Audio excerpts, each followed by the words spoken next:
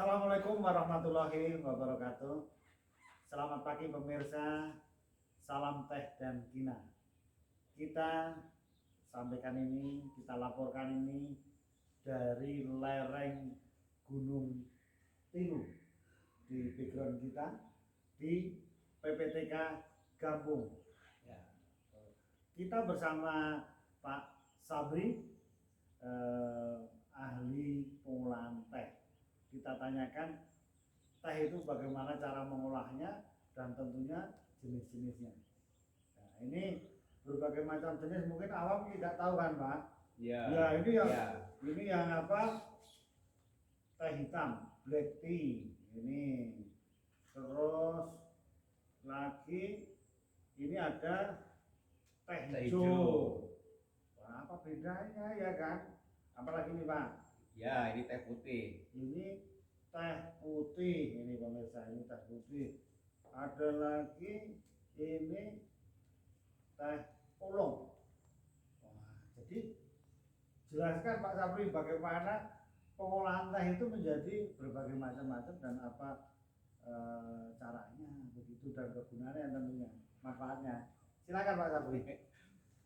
Ya, ini Pak, kalau di teh dengan berbagai macam teh ini kan yang membedakan sebenarnya di teknik pengolahannya Pak. Teknik pengolahannya. Jadi dia teh hijau, dia teh hitam, dia teh oolong, itu di teknik pengolahannya. Kalau bahan baku bisa sama, bisa sama. Nah, tetapi masing-masing teh ini juga untuk menggali potensi bahan baku bisa masing-masing bisa spesifik supaya potensi tergali. Ya, masing-masingnya tergali. Jadi, nah kalau teh hitam misalnya itu bisa diambil yang polifenolnya tinggi. Gitu. Kalau polifenol tinggi nanti kan ini oksidasi enzimatisnya itu bisa lebih sempurna. Biasanya standarnya kan rasanya strength, seduhan, merah, kuning, kemerahan yang paling bagus itu. Ya. Jadi kalau saya yang paling waktu kecil yang sering saya kenal itu teh hitam. Teh hitam saya. Iya, rata-rata teh hitam ya, beredar. Nah, terus cara ngolahnya gimana? Pabriknya apa beda itu Pak? Nah, sebelum ke sana, tadi kan macam-macam teh tadi itu. Secara primer sebenarnya teh itu ada 3 Pak. Oh gitu, 3.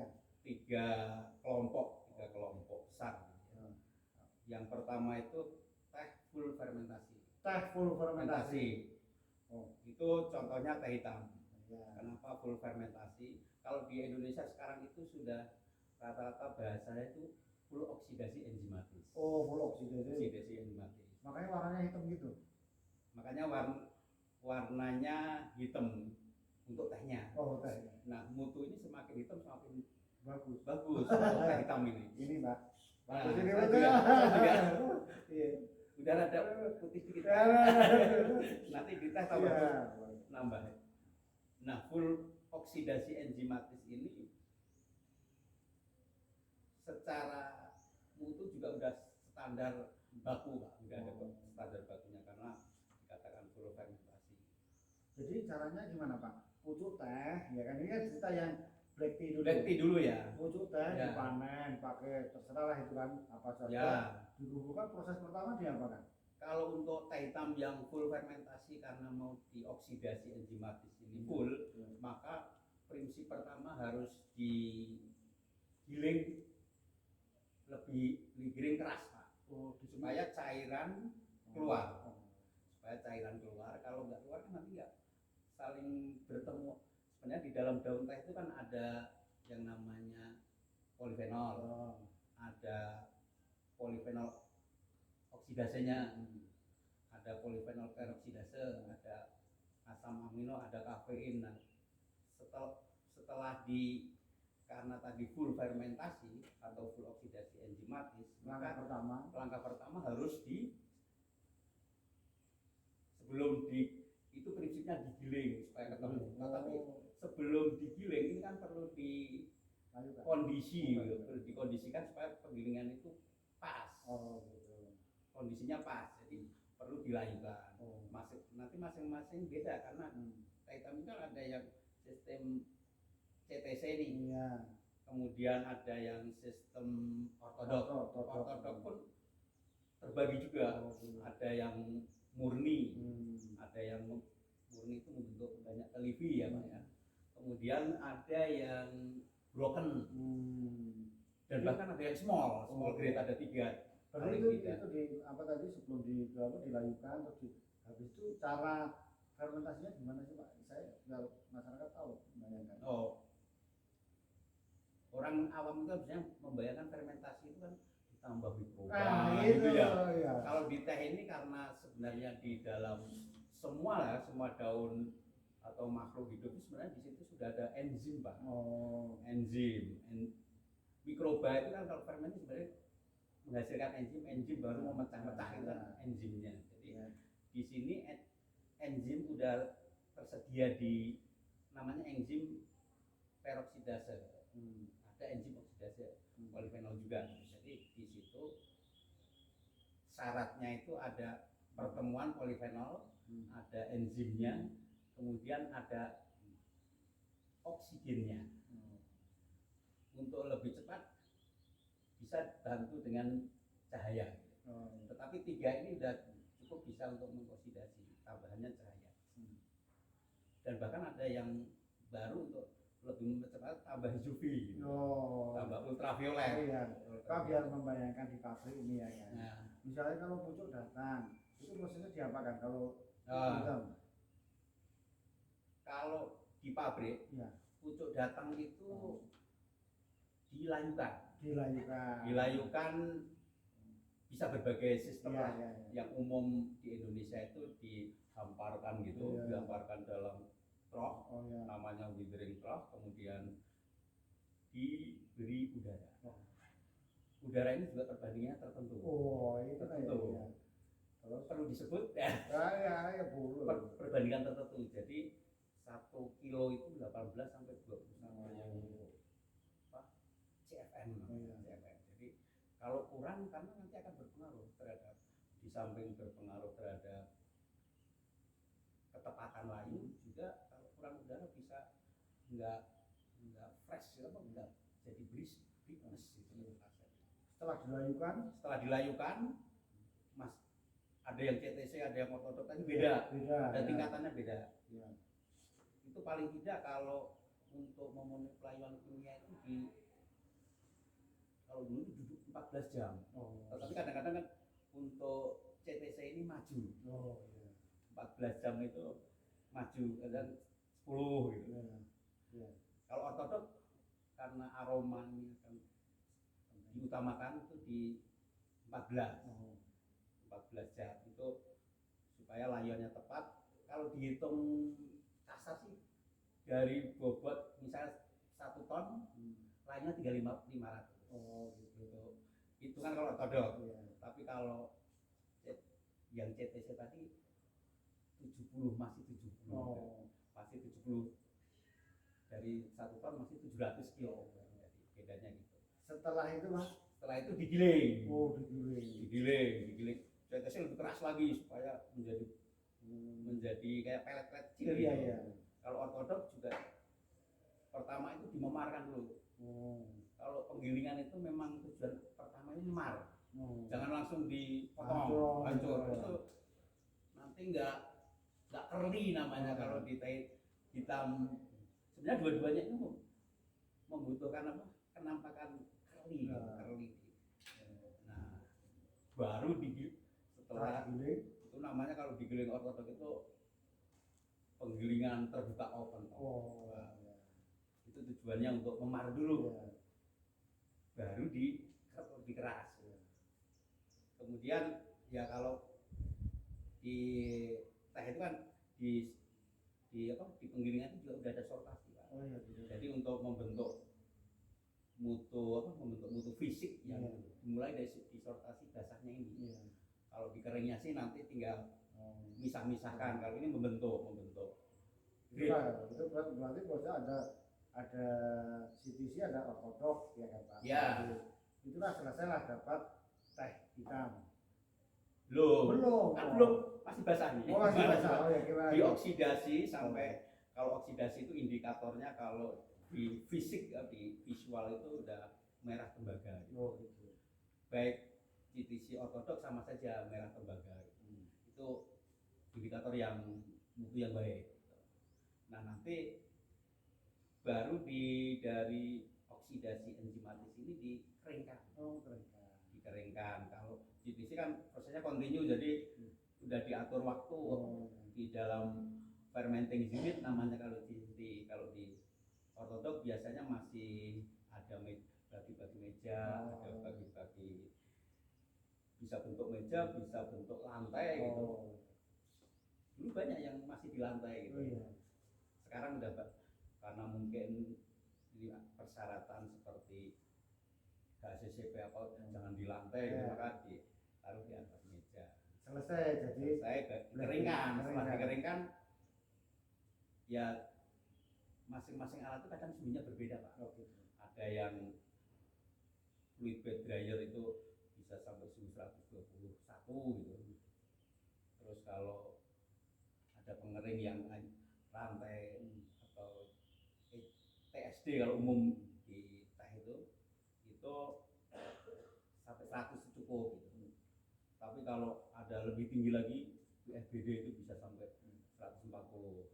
Tapi ring ya 120 100. Mas Abri tadi kan intinya udah jadi teh hitam itu kan. Sudah selesai. Habis itu disortir. Ya. Kalau teh hitam harus disortir karena kalau enggak jarang yang jualan teh hitam itu campuran kayak teh hijau gitu. Harus disortir. Disortir gitu. Jadi grade-grade-nya nanti banyak gitu. Oh gitu. Cukup banyak grade teh. Terus kalau itu oke lah, selesai lah Pak. Selesai. Biar nanti waktunya cukup untuk yang ini ya. Terus yang paling dekat ulong ini, ulong apa ini? Nah, ini tadi contoh yang full ya Pak. Iya. Sekarang yang kedua itu gitu. teh yang semi fermentasi. Gitu. Atau disebut partial fermented. Nah, itu contohnya teh ulong. Teh ulong ini. Nah, ini juga green ulong, red ulong itu variasinya banyak banget. Dan nah inilah teh yang variasi ini malah banyak bisa dimanfaatkan, misalnya petani kecil mau skala sekilo juga bisa nih. Untuk ulong ini variasinya cukup tinggi kapasitasnya. Semi fermented. Letaknya semi di mana Pak dari rangkaian itu tadi? Letaknya semi. Iya. Nah letaknya semi itu kalau teh ini sama, semua kan dilayukan. Rata-rata ulong itu ada unsur dijemur lah. Ada layuan matahari, bisa 30 menit, bisa sejam gitu. Nah di situ penggulungannya itu penggulungan ringan. Bahkan ulong ini banyak yang bisa pakai kain atau tidak. Kenapa pakai kain? Supaya nggak terjadi kerusakan. Kebanyakan ulong ini masih bentuknya pucuk, kalau semaksimal pucuknya utuh gitu. Diseduh balik lagi gitu. Itu yang ini enak mana sih berarti ini enak mana? Nah kalau enak itu selera Pak. Oh selera. White bisa selera Pak kalau selera. Tetapi untuk sekarang kayaknya milenial itu banyak ke ulong. Tetapi juga black tea yang kualitas bagus juga enak Pak. Iya. Jadi soal rasa itu sebenarnya selera. Mas Dito kan yang ini kan Pak, panas lagi. Kental yang teh wangi. Oh ya. Beda. Nah, kalau yang Mas Dito black tea biasanya kalau yang di wilayah Jawa Barat black tea itu tanpa gula. Oh iya. Kalau Sumatera gula. Kalau Jawa itu gula. Jawa gula, tapi Jawa biasanya kan teh wangi. Ya. Pak sekarang gantilah ini dulu. Nah, bedanya teh hitam sama teh hijau. Nah, teh hijau ini yang tanpa oksidasi enzimatis atau unfermented. Unfermented. Makanya prinsip black tea dan green tea ini berbeda pelayuan, di pelayuan terutama. Nah, kalau black tea pelayuannya dengan suhu udara segar, jangan sampai enzimnya rusak. Kalau suhu di atas 30 dalam jangka waktu bisa rusak Pak. Tapi kalau green tea harus dipanasi, inaktivasi enzim. Suhunya 100, 95, 100, 90, 100 gitu ya. Yang penting pabriknya beda ini kan Pak. Beda, Oh, beda. karena kondisi Oh. lingkungan dan kondisi operasinya beda jauh, Oh. beda jauh. Orang seneng yang mana Pak? Yang selera tadi. Selera, Wah. tapi kalau secara kadar polifenol apa itu, Ini. kalau grade-nya mutunya sama, tinggi teh hijau. Cuma kesan teh hijau itu sepet dan pahit itu masih ada. masih kental dibanding dengan teh hitam yang tinggal sepetnya sama wanginya. Oh, Iya. Oke, ternyata ini unfermented ya. Unfermented. Kita ketemu. Wah. Nah, kalau untuk di Indonesia teh hijau ini sebenarnya nggak unfermented banget gitu. Oh. Karena di panning itu masih Kena sedikit-sedikit. masih ada yang teroksidasi Iya. enzimatis ternyata gitu. Makanya kuning masih hasilnya kuning. kekuningan. Kalau yang fermentasi full itu rata-rata hijau Pak, keduanya sudah hijau kekuningan gitu, bukan kuning kehijauan. Iya. Berikutnya, tadi warnanya hitam, hijau, Hijau, putih. putih. Lagi Nah. gimana ini Pak mengolahnya? Nah, ini sebagai varian teh semi fermentasi. Tetapi kalau teh putih ini semi fermentasinya sangat sedikit. Oh. Jangan sampai lebih dari setengahnya. Bahkan ini kalau bisa itu karena sedikit, kalau teknologinya masing-masing rahasia sendiri-sendiri Pak. Oh iya. Nah, di PPTK juga punya formula pengolahannya. Ya, pokoknya ini misalnya kan Pak, ini full fermented. Ya, Ini semi. semi. Ini Unfermented. Ini semi juga. Semi tetapi sedikit gitu. Ya. Ulang tadi, variasi Iya. ulang tadi Pak. Karena ada juga yang punya white tea, beberapa perusahaan juga oksidasinya kayaknya tinggi juga karena ditandai Pak.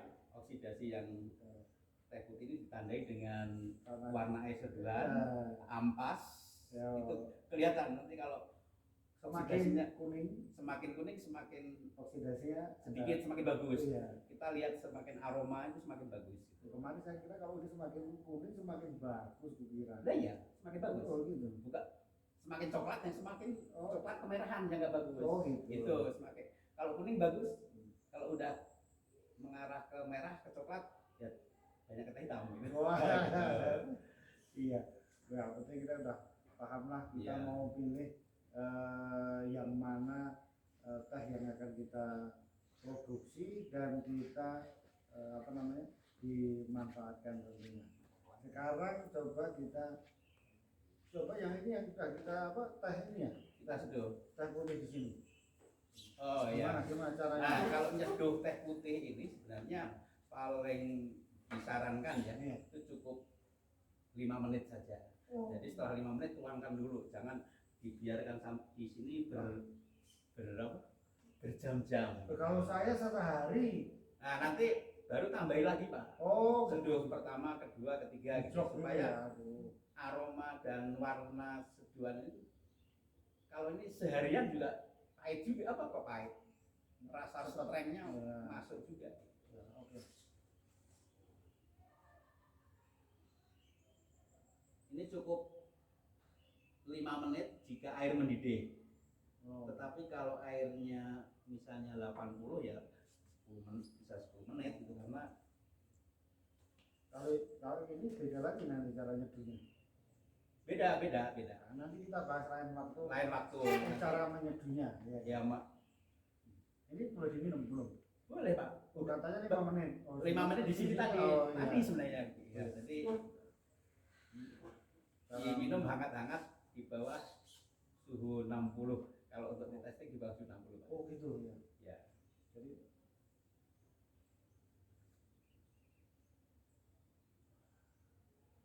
memang kalau di sini tuh teh enak banget ya, iya kan? Ya, suasana dingin Dingin. diangat kasih kehangatan. Oh, memang sesuatu harus kasih kehangatan enak. Nah, itu. Kecuali kalau panas kasih kepanasan. Kepanasan. Nah, kalau kehangatan tuh tetap bagus. Itu yang Mau kondisi apapun ya Pak. itu loh Pak, yang makanya yang sering kepanasan itu cuma satu, Oh, Pak. cacing. Cacing kepanasan.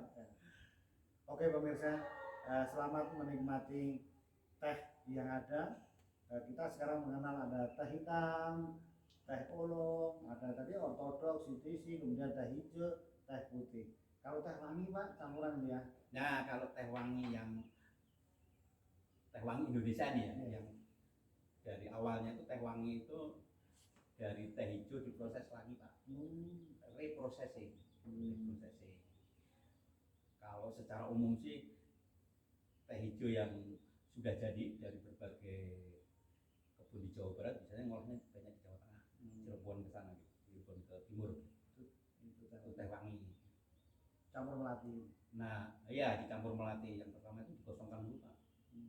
Digosongkan dalam arti umpama kadar air itu sudah dinolkan, sehingga umpama ada bau rasa-rasa asing itu sudah tereliminir sebelum dicampur bunga. Nah, setelah digosongkan semalam itu dicampur bunga yang masih baru mau mekar itu, masih kuncup-kuncup, masih semalam dicampur, tetapi setelah digosongkan diairi lagi 30% disemprot gitu, baru dicampur bunga semalam, paginya baru dikeringkan dan dikemas ya. Kalau mau disortir, kalau enggak langsung dikemas. Oke, terima kasih pemirsa, kita sudah lengkap pengolahan berbagai macam produk teh bersama Mr. Sabri dari PPTK Kampung. Terima kasih. Assalamualaikum warahmatullahi wabarakatuh. Waalaikumsalam warahmatullahi wabarakatuh.